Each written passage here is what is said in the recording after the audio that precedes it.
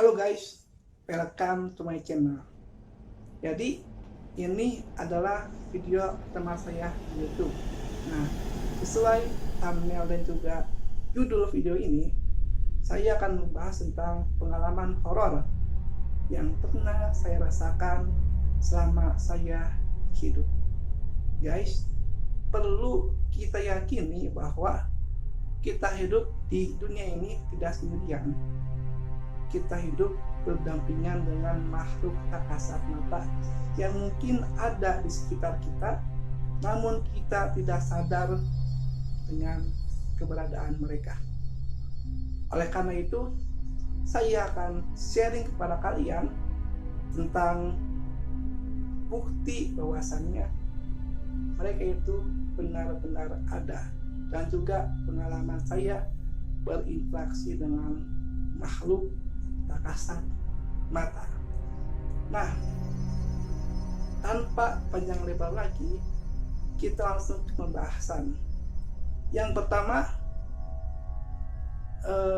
kejadian ini terjadi pada tahun 2008 ketika saya berumur 8 tahun. Waktu itu saya selalu bermain video game sampai larut malam. Bahkan orang tua saya pun selalu mengingatkan bahwasannya saya agar segera tidur. Namun saya sama sekali tidak mendengarkannya. Lalu singkat cerita, mungkin orang tua saya kesal, lalu dia berkata, jurik ta sampai kenci kita jurik ta sare putih ngawaita sampai ken jurik ta. Orang tua saya berkata seperti itu. Tak lama dari hari itu, pada suatu malam kebetulan saya tidur dalam keadaan seperti mayat. Jadi tangannya di atas pusar perut. Nah, kata nenek saya, nenek Uyut, tidak bolehlah kita tidur menyerupai mayat, yaitu tangan di atas pusar perut, atau seperti sholat gitu kan. Nah, tidak boleh. Dan kebetulan saya tidur seperti itu. Lalu saya merasakan merinding yang tidak biasa. Saya merinding sehingga saya mengalami yang namanya sleep paralysis, ketindihan, atau dalam bahasa Sunda itu keerep-erep. Nah, singkat cerita, ketika saya sadar dari keerep-erep saya tidak berani untuk membuka kedua mata saya secara keseluruhan, melainkan saya mencoba untuk membuka mata ini sedikit. Dalam Sunda itu namanya perem hayam gitu. Jadi matanya dibuka sedikit. Lalu ketika itu saya melihat sosok tuyul yang sedang merangkap mendekati saya. Dan anehnya, saya itu merasa aneh gitu. Kok bisa ada tuyul ataupun makhluk kecil yang ada di kamar saya, padahal cuman saya anak-anak di sini gitu kan. Siapa ya? Lalu semakin mendekat,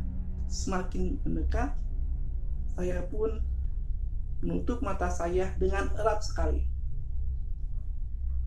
Lalu setelah mendekat, saya lagi-lagi mengalami sleep paralysis atau ketindihan lagi. Dan saya merasakan ketakutan yang luar biasa ketika itu.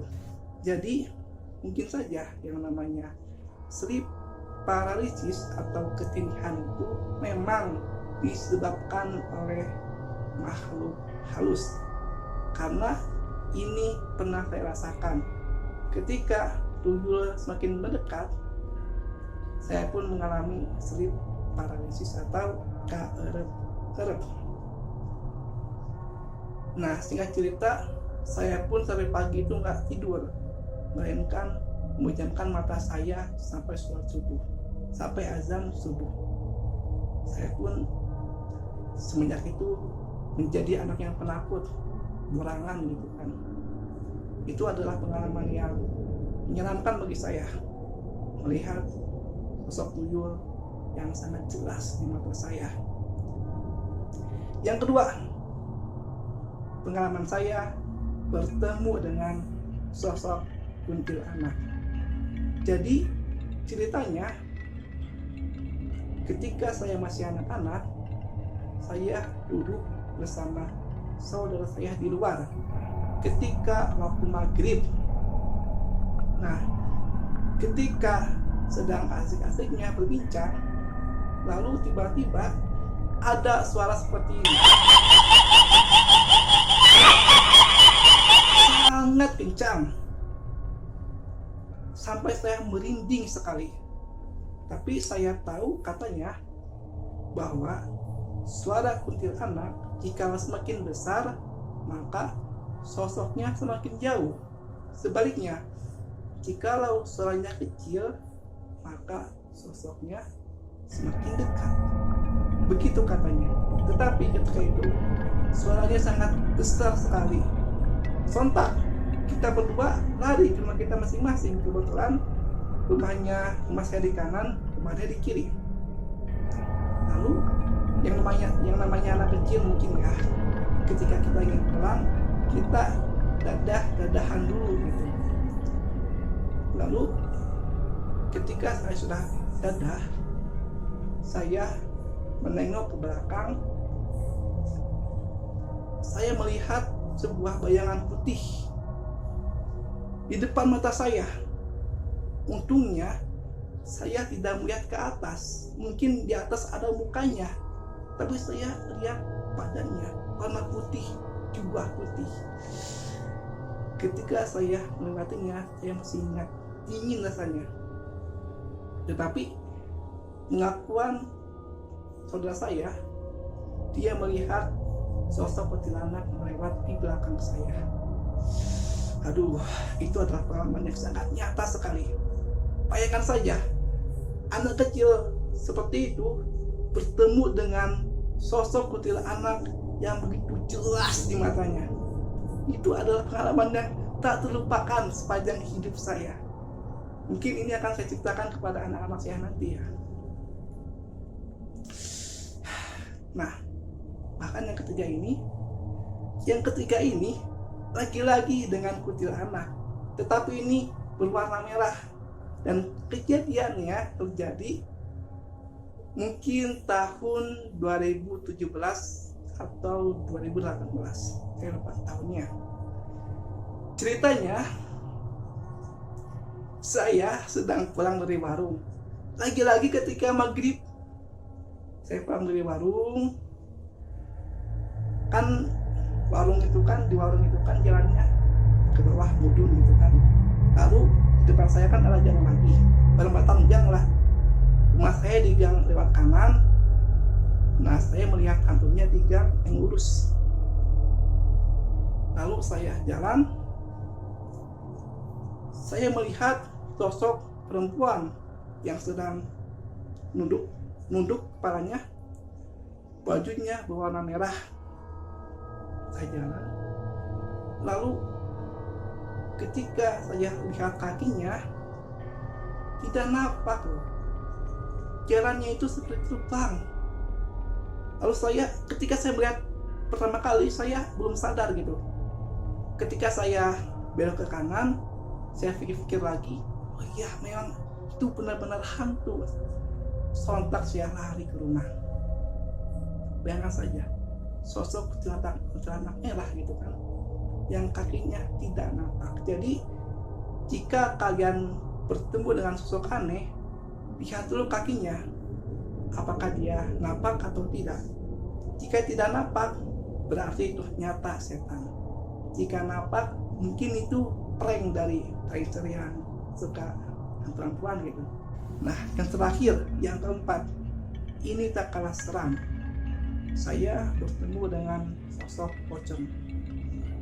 Tapi syukurnya saya bertemu dia di mimpi, bukan di dunia nyata.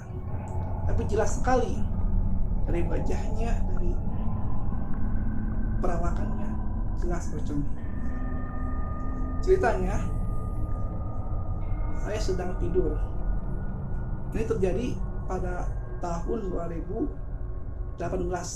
Nah, saya tidur, lalu saya merasakan merinding lagi, tiba-tiba merinding gitu kan, merinding, lalu saya tiba-tiba teringat sosok pocong gitu, yang jelas sekali, tiba-tiba teringat.